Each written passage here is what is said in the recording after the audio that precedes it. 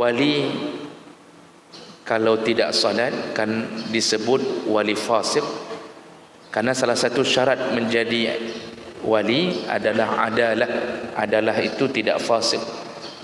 Wali tidak boleh fasik, saksi tidak boleh fasik.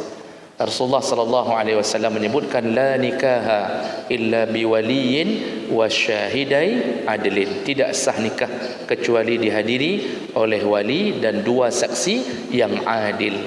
Yang adil. Adil itu adil dalam bahasa agama, iaitu tidak fasik. Adil itu taat. Ukurannya salat. Mujtahid, para ulama mengatakan ukurannya salat, karena salatlah penentu ibadah yang lain, maka diambil ukuran ke salat. Masih ada khilaf di antara para ulama, bagaimana kalau wali itu sebelumnya tidak salat, lalu ketika ingin mengawinkan anak gadisnya tiba-tiba dia mulai salat. Hanya untuk itu maka kita nahkumu bidzawahir, kita hanya berhukum dengan apa yang nampak. Oh, dia kita anggap sudah mulai taubat, dia mengatakan lu kat taubat, itu jadi hukum kita, berarti sudah mulai salat. Oh, setelah mengawinkan anaknya dia enggak salat lagi, itu urusan dia dengan Allah. Kita hanya berhukum dengan hukum yang zahir. Tapi kalau sampai waktu mengawinkan belum juga salat, maka tidak boleh dijadikan wali, tidak boleh dijadikan saksi. Jadi kemana arahnya? Diwakilahkan kepada orang yang cukup syarat menjadi wali. Selama wali masih hidup, dia boleh mewakilahkan kesuka-suka dia. Dia tunjuk satu orang misalnya, ya, adiknya, atau KUA langsung, dia tunjuk KUA untuk jadi wali. Dibolehkan selama dia masih hidup. Kalau dia sudah meninggal, baru berurut orang berikutnya. Begitu cara melihat urutannya. Nah, sekarang yang jadi masalah adalah si mempelai yang tidak salat. Mempelai yang tidak salat. Nah, mempelai laki-laki atau perempuan tidak salat, kebetulan mereka tidak disyaratkan bahagian daripada rukun salat harus adil. Nah,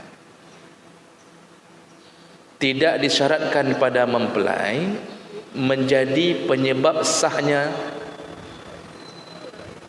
proses pernikahan.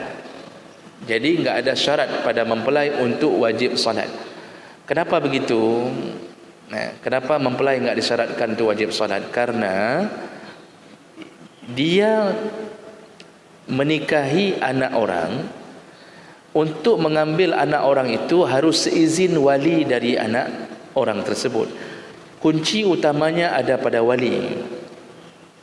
Kunci utamanya ada pada wali.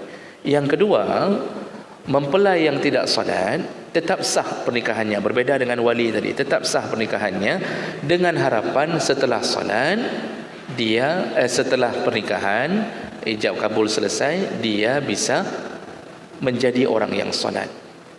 Menjadi orang yang salat dengan berhubungan dengan keluarga yang salat, berkahwin dengan keluarga orang baik-baik. Jadi masih ada harapan untuk salat. Tapi wali itu berbahaya di saat dia meninggalkan salat. Jadi bukan salah satu syarat pada mempelai.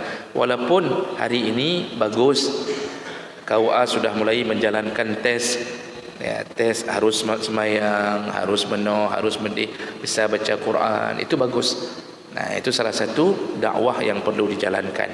Kira-kira begitu. Kita cukupkan. Masih tersisa waktu 10 menit ke depan untuk melakukan salat.